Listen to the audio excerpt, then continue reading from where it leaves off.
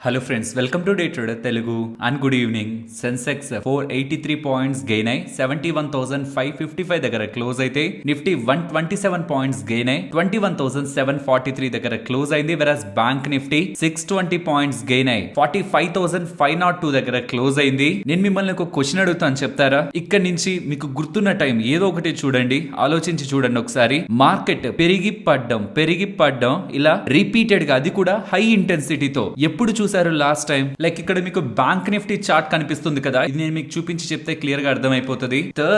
Last week Thursday high నుంచి bank Nifty 1200 points పడింది. తర్వాత రోజు లో నుంచి బ్యాంక్ నిఫ్టీ 850 పాయింట్స్ పెరిగింది. తర్వాత రోజు అదే హై నుంచి 1100 పాయింట్స్ పడింది. అండ్ తర్వాత రోజు అంటే ఈ రోజు లో నుంచి బ్యాంక్ నిఫ్టీ 900 పాయింట్స్ దగ్గరగా పెరిగింది. ఇలా ఎప్పుడు చూసుంటాం? మీరు చార్ట్ ని ఓపెన్ చేసి చూడండి, ఎక్కడికి వెళ్ళైనా చెక్ చేయండి. ఇలా ఒక రోజు పెరగడం, ఇంకొక రోజు పడ్డం, ఇంకొక రోజు పెరగడం, ఇంకొక రోజు పడ్డం, ఇలా ఉంటున్న థీమ్ ప్రకారం చూస్తే రేపు మార్కెట్ పడాలి. మరి చూద్దాం ఇదే థీమ్ మార్కెట్ ఫాలో అవుతుందా లేదా అని. ఫ్రెండ్స్, ఇది ఏదో నామినల్ గా ఒక 100 పాయింట్స్ 50 పాయింట్స్ పెరిగి ఇంకొక రోజు 40 పాయింట్స్ 50 పాయింట్స్ పడి, అదొకే 1100 పాయింట్స్ 1000 పాయింట్స్ పెరగడం పడ్డం అంటే బుల్స్ అండ్ బేర్స్ ఒక్కొక్క రోజు ఒక్కరిదన్నట్టు భావిస్తున్నారు. ఇది టోటలీ ట్రేడర్స్ ని కన్ఫ్యూజ్ చేస్తుంది. ఐ థింక్ ఇవాళ కూడా ట్రేడ్ చేసిన వాళ్ళకి బ్యాంక్ నిఫ్టీ పరంగా డెఫినెట్లీ ఇబ్బందులు ఎదుర్కొని ఉండాలి. ఎవరెవరైతే ట్రేడ్ చేశారు ఇవాళ మార్కెట్ మీకు ఎలా అనిపించింది అన్నది ఒకసారి కామెంట్ సెక్షన్ లో చెప్పండి. స్టాక్ మార్కెట్ ట్రేడింగ్ మనం ఏం నేర్చుకున్నా, మనం ఏం చేసినా అల్టిమేట్ గా రిస్క్ రివార్డ్ స్టాప్ లాసెస్ మనల్ని ప్రొటెక్ట్ చేస్తాయనడానికి లాస్ట్ 3-4 డేస్ మనకు ఒక best example. Okay, coming to market, opening gap up, but ఆ గ్యాప్ అప్ నుంచి ఒక significant cell of both Nifty and bank Nifty. ఇక మార్కెట్ ఇవాళ కూడా డౌన్ సైడ్ కి వెళ్తదేమో అని ఒక ఫియర్ ని క్రియేట్ చేసి అక్కడి నుంచి ఒక స్ట్రాంగ్ షార్ప్ రికవరీ కనిపించింది. అగైన్ ఒక గుడ్ సెల్ ఆఫ్, పర్టికులర్ గా బ్యాంక్ నిఫ్టీలో అయితే ఓపెనింగ్ ఎక్కడుందో ఆ లెవెల్ కి బిలో అగైన్ సెల్ ఆఫ్ కనిపిస్తూ అనదర్ టైం ఇంకొక షార్ప్ రికవరీ. ఇవాళ అయితే మార్కెట్స్ ఆట ఆడుకున్నాయి. అండ్ ఫ్రెండ్స్, నిన్న మార్కెట్ క్లోజ్ అయ్యాక నేను ఒక ఇంట్రెస్టింగ్ డేటా చూసాను, అది మీతో షేర్ చేయాలి. స్మాల్ క్యాప్స్ నిన్న బాగా పడ్డాయి కదా, 4% దగ్గరగా పడ్డాయి కదా. అండ్ ఇన్ఫాక్ట్ ఈ చార్ట్ చూస్తే కూడా మీకు ఒకటి అర్థమైపోతుంది, ఇలాంటి సినారియోనే రిపీటెడ్ గా ప్రీవియస్ గా మార్కెట్ లో ఫామ్ అయినట్లు అర్థమవుతుందా? ఇప్పుడు ఎలా అయితే మార్కెట్ ఉందో, ఈ రెడ్ క్యాండిల్ ఉందో, అలా రిపీటెడ్ గా కనిపిస్తుందా?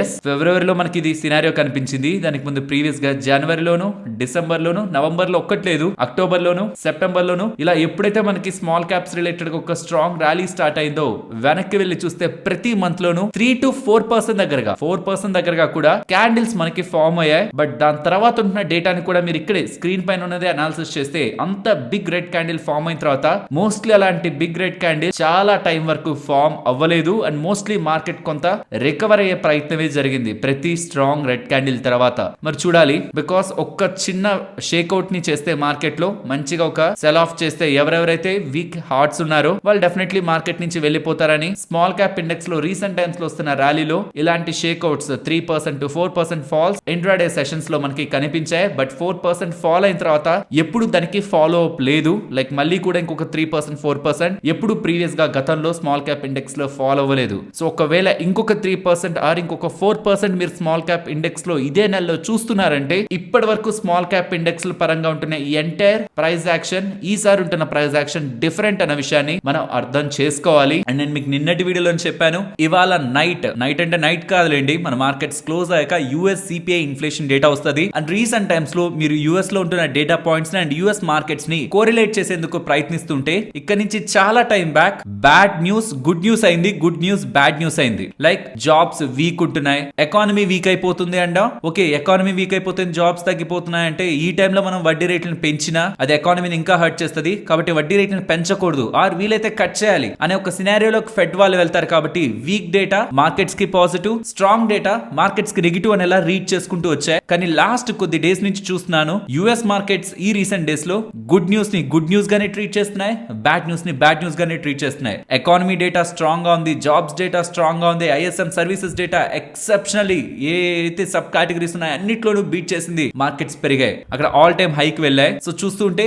Good న్యూసే, bad న్యూసే. అలా అయితే ఈసారి రాబోతున్న CPI inflation data market estimates కి బిలో వస్తూ ఉంటే మాత్రం మార్కెట్స్ చాలా స్ట్రాంగ్ పాజిటివ్ గా తీసుకుంటాయి. ఫ్రెండ్స్, చాలా టైం బ్యాక్ నుంచి మార్కెట్ ని ఫాలో అవుతున్న వాళ్ళకి, న్యూస్ వీడియోస్ చూస్తున్న వాళ్ళకి బ్యాంకింగ్ స్పేస్ పరంగా నేను పాజిటివ్ గా ఉంటూ వచ్చాను చాలా సందర్భాల్లో. బట్ అది ఫెయిల్ అయింది. ఇవాళ ర్యాలీ అయిండొచ్చేమో, బట్ అల్టిమేట్ గా నేను ఇందాక మీకు చూపించినట్టు 3-4 డేస్ నుంచి ఎక్కడుందో మార్కెట్ అక్కడే ఉంది. ఇంకా చెప్పాలంటే బ్యాంక్ నిఫ్టీ డౌన్ సైడే ఉంది. ఎవరైనా కమింగ్ డేస్ లో రిస్క్ చాలా తక్కువ తక్కువ ఉండాలి, కొంత సేఫ్ గా కొంత కంఫర్ట్ గా ఉండే స్పేసెస్ లో ఉండాలనుకుంటే బ్యాంకింగ్ స్పేస్ వాళ్ళకి కాదు. IT and pharma space recent times లో ట్రాక్షన్ ఆర్ బులిష్నెస్ అయితే కనిపిస్తుంది ఆ స్పేస్ లో. So IT and pharma space coming months లో కొంత సేఫ్టీని మీకు ప్రొవైడ్ చేయొచ్చు. But banking space value thing ని చూడాలనుకునే వాళ్ళకి బెటర్ గా కనిపిస్తుంది. పర్టికులర్ గా ప్రైవేట్ బ్యాంక్స్ షార్ట్ టర్మ్ కోసం అయితే కాదు, లైక్ 1-2 months కోసం అయితే చూడొద్దు.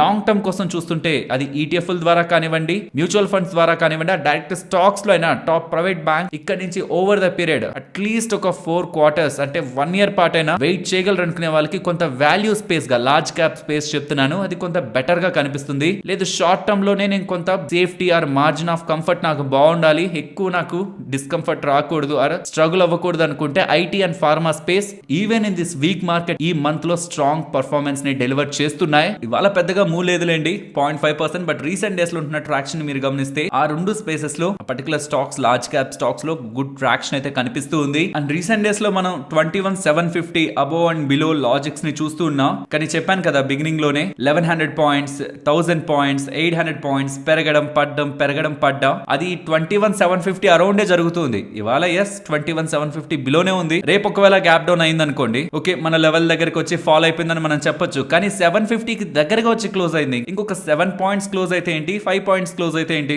ఒక స్ట్రాంగ్ రిజెక్షన్ అయితే రాలేదు కదా ఇక్కడ నుంచి. సో దీని చుట్టూనే ఈ గేమ్ జరుగుతూ ఉండడం, మేబీ రేపు ఈవెంట్ ఉందని ఇవాళ షార్ట్ కవరింగ్ అయిందా ఏమో చూడాలి. ఈ లెవెల్ బిలో యాక్చువల్లీ నేను మార్కెట్ ని టువర్డ్స్ 21,450 వరకు ఎక్స్పెక్ట్ చేశాను. బట్ 21,550 దగ్గర నుంచి ఇవాళ రికవరీ అయితే కనిపించింది. 450 వరకు కూడా మార్కెట్ వెళ్ళలేదు. యాక్చువల్లీ ప్రీవియస్ గా మనం చూస్తూ వచ్చే సపోర్ట్ 21,500 to 21,450, బట్ అక్కడ వరకు కూడా ఇవాళ వెళ్ళలేదు. ఆల్మోస్ట్ ఒక 50 points అబోవ్ నుంచే స్ట్రాంగ్ రికవరీ కనిపించింది. I'm expecting a directional move రేపు depending upon CPI inflation data. So starting ఒక 15 to 30 minutes మార్కెట్ ని వదిలేసేయండి. ట్రాప్ అవడానికి ఛాన్సెస్ ఉన్నాయి. ఇవాళ ట్రాప్ అయినట్టు ఫస్ట్ క్యాండిల్ ని చూసి బేరిష్ గా ట్రేడ్స్ తీసుకుంటే రివర్సల్ మనకు కనిపిస్తుంది. And as per my expectations, even though ఇవాళ బ్యాంక్ నిఫ్టీ పెరిగిన, రీసెంట్ టైమ్స్ లో వస్తున్న సెల్ ఆఫ్ బ్యాంక్ నిఫ్టీని స్టిల్ ఇంకా ఓవర్ సోల్డ్ జోన్స్ లోనే ఉంచింది. సో ఏ మాత్రం పాజిటివ్ న్యూస్ వచ్చినా ఫస్ట్ షార్ట్ కవరింగ్ కనిపించేది బ్యాంక్ నిఫ్టీలో. And the big boy Reliance ని చూసారా, ఇవాళ జియో ఫైనాన్షియల్ స్టాక్ ని ఇచ్చేసాక కూడా ఇవాళ 2,958 కి వెళ్ళిపోయింది.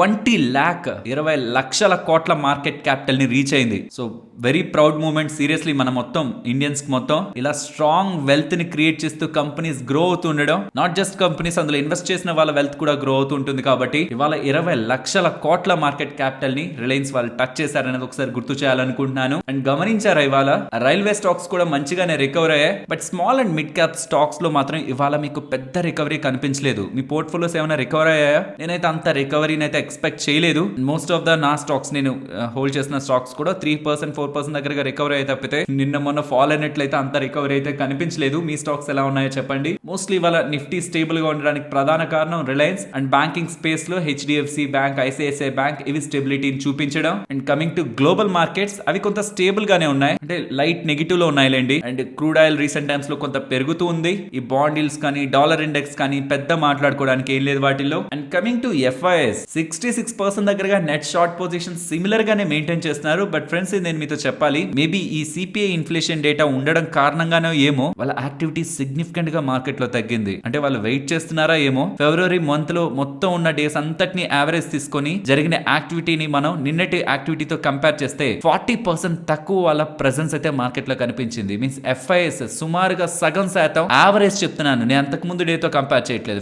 మొత్తంతో యావరేజ్ తో చూస్తున్న సగం వాళ్ళ యాక్టివిటీ, ట్రేడింగ్ యాక్టివిటీ మార్కెట్ లో తగ్గింది. మేబీ ఈ వోల్టాలిటీ ఈవెంట్ ఉంది కాబట్టి, ఒక బిగ్ ఈవెంట్ ఉంది కాబట్టి అది వచ్చాక మార్కెట్ ని డిసైడ్ చేద్దాం అనుకుంటున్నారేమో. కాబట్టే చెప్తున్నాను, రేపు డైరెక్షనల్ మూవ్ ఉండడానికి పాసిబిలిటీ ఉంటుంది. అది కాక రీసెంట్ డేస్ లో ఒకే జోన్ దగ్గర కన్సాలిడేట్ అవుతుంది కదా బ్యాంక్ నిఫ్టీ కానీ నిఫ్టీ కానీ, ఆ 750 కి అరౌండ్ దగ్గరగా. మేబీ రేపు బ్రేక్అవుట్ ఆ జోన్ ని బ్రేక్ చేసి వెళ్ళడానికి ఛాన్సెస్ ఉన్నాయి. కాబట్టి ట్రేడర్స్ రేపటి మార్కెట్ లో ఈవెన్ దో మీరు ఎంత స్టాప్ లాస్ పెట్టినా వోల్టాలిటీలో ట్రాప్ అవడానికి ఛాన్సెస్ ఉన్నాయన్న విషయాన్ని గుర్తుంచుకోవాలి. వెరీ వెరీ సేఫ్ గా హెడ్జెస్ తో, స్ట్రిక్ట్ స్టాప్ లాసెస్ తో, స్టాప్ లాస్ హిట్ అయిందంటే మళ్ళీ రిపీటెడ్ గా తిరుగుతుంది కదా అని మళ్ళీ ఎంటర్ అవడం కాకుండా, వోల్టైల్ సెషన్ అని అర్థం కాగానే మార్కెట్ నుంచి పక్కన ఉండడం, ఆ వోల్టాలిటీ క్లియర్ అయ్యి మనకి డైరెక్షన్ అరైజ్ అయిన తర్వాత మార్కెట్ లో ట్రేడ్స్ ప్లేస్ చేయడం అనేది would be a better option. And personal గా నేను డౌన్ సైడ్ నిఫ్టీ పరంగా అయితే 21,450 బ్రేక్ అయి బిలో క్లోజ్ అవ్వండి. డైరెక్షనల్ గా strong down side cell of వస్తుందని అయితే ఎక్స్పెక్ట్ చేయట్లేదు. చాలా టైమ్స్ ప్రీవియస్ గా చెప్పాను, 21,750 బ్రేక్ అయి బిలో మార్కెట్ ఉంటే మాత్రం టువర్డ్స్ 21,450 వరకు నేను మార్కెట్ ని రేంజ్ బౌండ్ మైనస్ నే ఎక్స్పెక్ట్ చేస్తున్నాను. అక్కడ కూడా నేను నెగిటివ్ ఎక్స్పెక్ట్ చేయట్లేదు. అలా మనం అనుకున్నాం 21,550 వరకు వచ్చింది. మనం అనుకున్న రేంజ్ కు ఒక 100 పాయింట్స్ ముందు నుంచి రివర్సల్ అయితే కనిపించి అగైన్ 21,750 దగ్గరికి వచ్చింది. ఈ లెవెల్ అబౌవ్ ఉంటే టువర్డ్స్ 22,000, ఈ లెవెల్ బిలో ఉంటే టువర్డ్స్ 21,450. ఇది నేను ఎక్స్పెక్ట్ చేస్తున్నది ఈ లెవెల్ ని సెంట్రల్ పాయింట్ గా పెట్టుకుంటూ. బట్ వన్స్ 21,450 బ్రేక్ అయి బిలో క్లోజ్ అవుతుంటే మాత్రం మార్కెట్ లో నేను ఒక సిగ్నిఫికెంట్ డౌన్ సైడ్ అయితే ఎక్స్పెక్ట్ చేస్తున్నాను. And bank Nifty levels usual గా నేను మెన్షన్ చేయను, బట్ మెన్షన్ చేస్తున్నానంటే అవి చాలా ఇంపార్టెంట్. 44,400 రీసెంట్ టైమ్స్ లో వచ్చింది కూడా, జాన్ 25th లో కూడా అదే. అండ్ ఇప్పుడు రీసెంట్ గా వస్తున్న ఫాల్ లో కూడా ఆల్మోస్ట్ 44,600 వరకు వచ్చింది. ఈ 44,400 ఆర్ 44,500 చాలా ఇంపార్టెంట్. జనవరి 25th లో అదే. అండ్ 20-day EMA కూడా మనకు అక్కడే ఉంది సుమారుగా.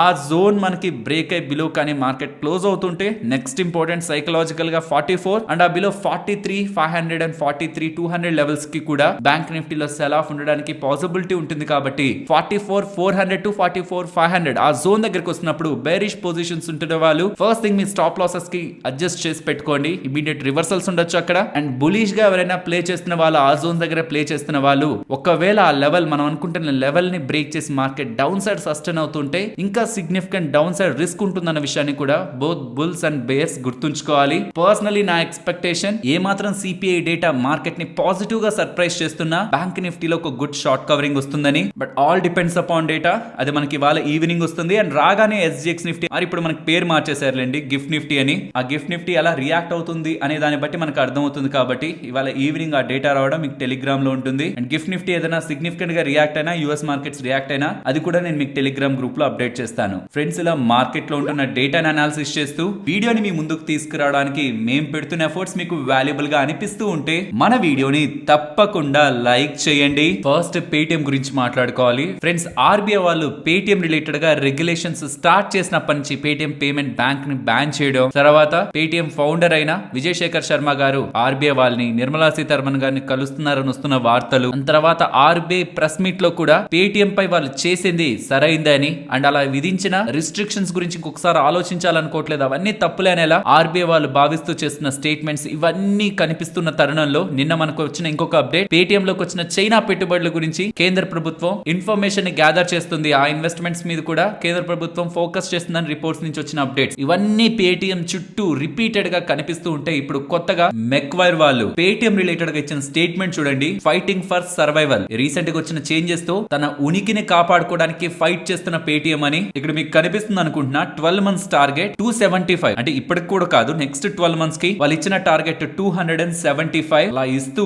డౌన్ గ్రేడ్ చేస్తూ సిగ్నిఫికెంట్ గా టార్గెట్ ని కట్ చేస్తూ ఉండేసరికి స్టాక్ ఇవాళ ఇంతలా ఫాల్ అయింది. వాళ్ళు చెప్తున్న లాజిక్స్ ప్రధానంగా చూస్తే నాకు రెండు కనిపిస్తున్నాయి. ఒకటి, కస్టమర్స్ పేటిఎం ని వదిలి వెళ్లిపోతున్నారని. అది నిజమో కాదో మనలాంటి వాళ్ళ ఆన్సర్ చేయాలి. యాక్చువల్లీ నేను పేటిఎం ని ఎక్కువ వాడను కాబట్టి నాకు తెలీదు. పేటిఎం ని తరచుగా వాడేవాళ్ళు ఇది ఆన్సర్ చేయడానికి ప్రయత్నించండి. రీసెంట్ టైమ్స్ లో వస్తున్న రిస్ట్రిక్షన్స్ కారణంగా మీరు పేటిఎం యాప్ ని ఓపెన్ చేసి ట్రాన్సాక్షన్ చేయాలంటే కొంచెం భయపడుతున్నారా? డబ్బులు యాడ్ చేయాలన్నా, లేకపోతే ఏదైనా ట్రాన్సాక్షన్ చేయాలన్నా, ఏమో పేటిఎం ఏదైనా యాడ్ చేసుకుని ఏదైనా చేయాలన్నా లాస్ట్ గా డబ్బులు ఉంటుందా లేదా ఒక భయం నెలకొందా? ఇది చాలా ఇంపార్టెంట్. బికాస్ పేటిఎం రిలేటెడ్ గా మూవీ టికెట్స్, ఫ్లైట్స్, బస్సెస్ ఇవే కాదు ఇతర ట్రాన్సాక్షన్స్ వాలెట్స్ ని లోడ్ చేసుకుని మరి చేసే వాళ్ళు చాలా మంది ఉంటారు. ఒకవేళ ఇంకొక బ్యాంక్ తో వీళ్ళు టైఅప్ అయినా పేటిఎం వాలెట్ లోకి ఇతర బ్యాంక్స్ ద్వారా వీళ్ళు టైఅప్ అయి పేటిఎం వాలెట్ ని యాక్టివ్ చేయాలని ప్రయత్నించినా దాన్ని నమ్మే ప్రయత్నం ప్రజలు చేస్తారా అనే ఒక క్వశ్చన్ మార్క్స్ ప్రెసెంట్ రైజ్ అవుతున్నాయి. దానికి ఆన్సర్ యూజర్సే చెప్పాలి. పేటిఎం ని ఈ ఇష్యూ రాకముందు ఎలా వాడారో ఇప్పుడు అలానే వాడుతున్నారా? ఆర్ ఇకపై మొత్తం ఇష్యూస్ సెటరైట్ అయ్యాయన్నా సరే ఆ కాన్ఫిడెన్స్ ఉంటుందా? దాంట్లో ట్రాన్సాక్షన్స్ చేసే కాన్ఫిడెన్స్ ఉంటుందా?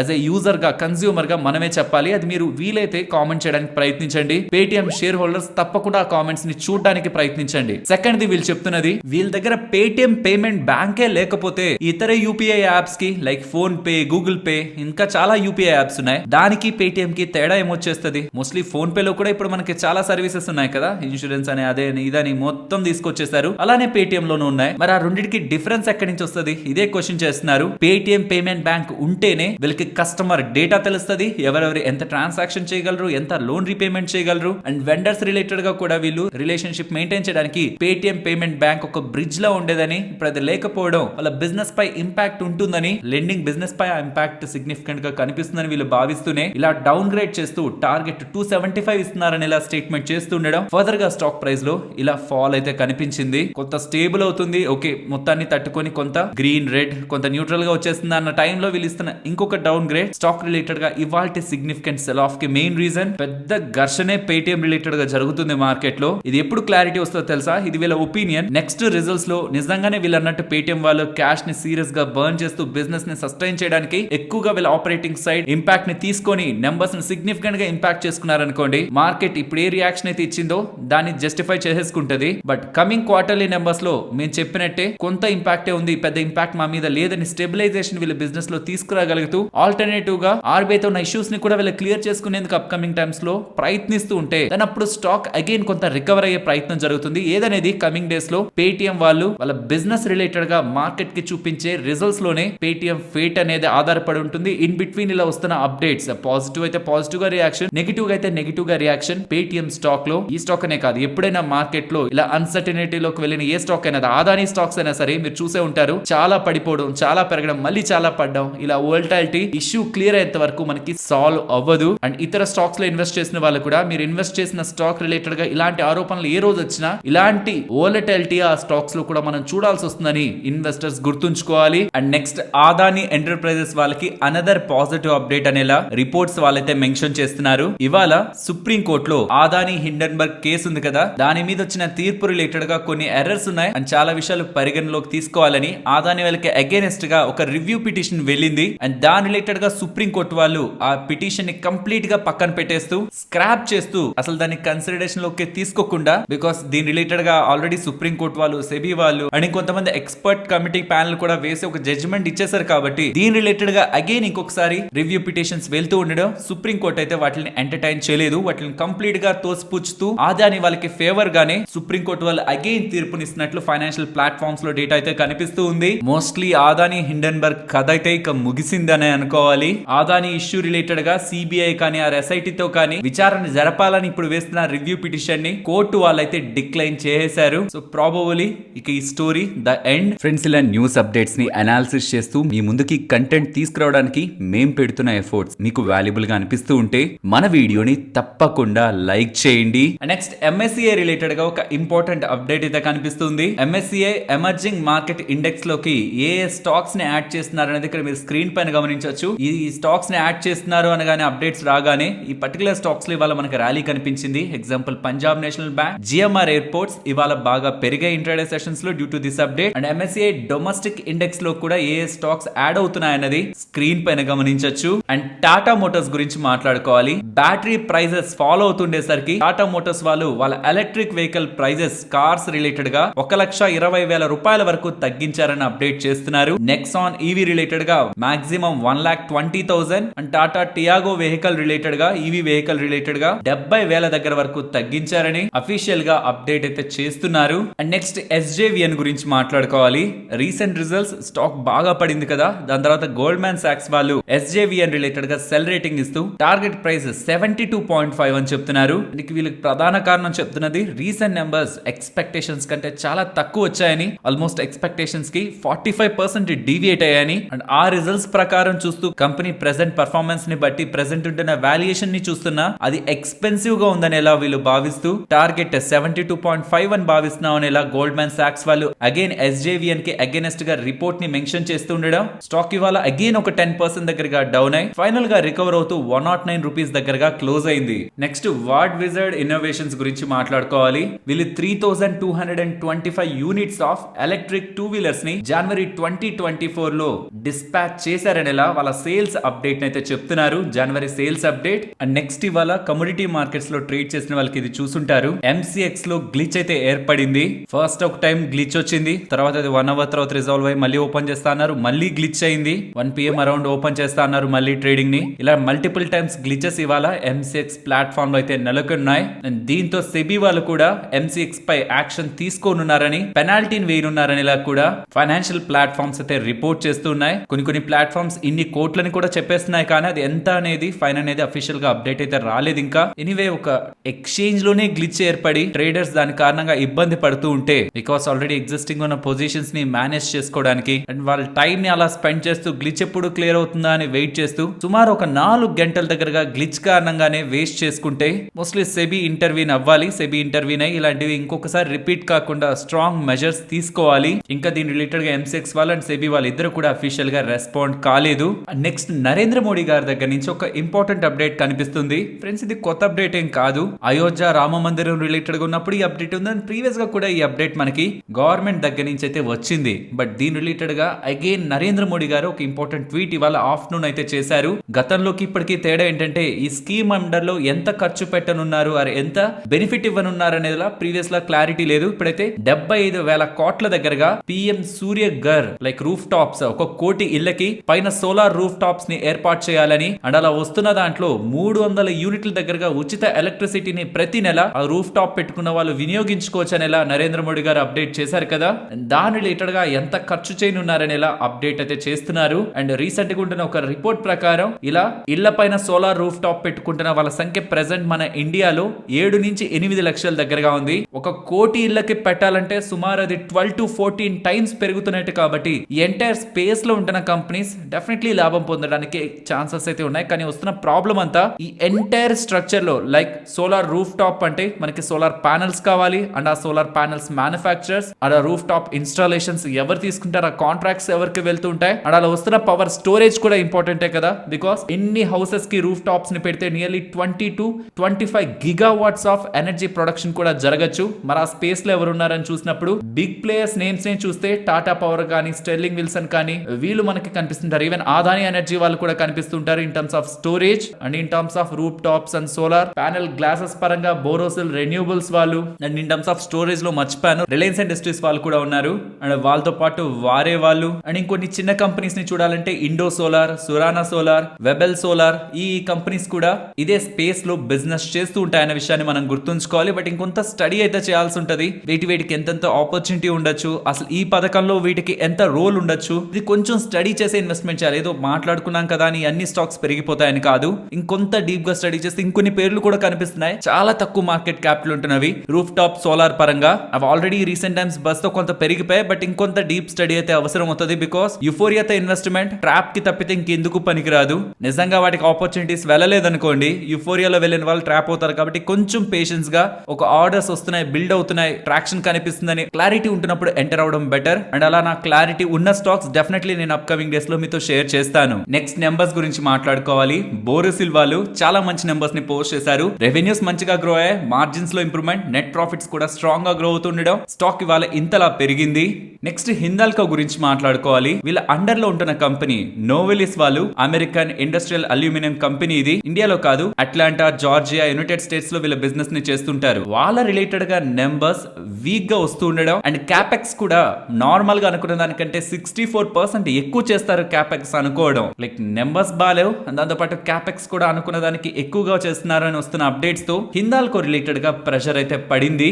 నార్మల్ హిందాల్కో నెంబర్స్ బానే ఉన్నాయి, బట్ వాళ్ళ అండర్ లో ఉంటున్న కంపెనీ చేస్తున్న నెంబర్స్ అండ్ వాళ్ళు చేస్తున్న క్యాపెక్స్ క్యాపిటల్ ఎక్స్పెండిచర్ ఎక్స్పెక్టేషన్స్ కి అబోవ్ ఉంటూ ఉండడం స్టాక్ ఫాల్ బ్యాక్ ఉంటున్న రీజన్. నెక్స్ట్ నిఫ్టీ లాగే bank Nifty support and resistance. Nifty present ఉన్న లెవెల్స్ నుంచి అప్ సైడ్ 21,800, బట్ ఇమీడియట్ గా అయితే చాలా మంచి రెసిస్టెన్స్ అయితే 21,850. అండ్ ప్రెసెంట్ ఉన్న లెవెల్స్ నుంచి డౌన్ సైడ్ మాత్రం 21,650 అండ్ 21,550 చాలా చాలా ఇంపార్టెంట్ లెవెల్స్. ఇవాళ అయితే 21,550 దగ్గర నుంచే రివర్సల్ తీసుకుంది. And coming to bank Nifty present ఉన్న లెవెల్స్ నుంచి down side 45,270 below 45,80, above 45,650 and above 45,820.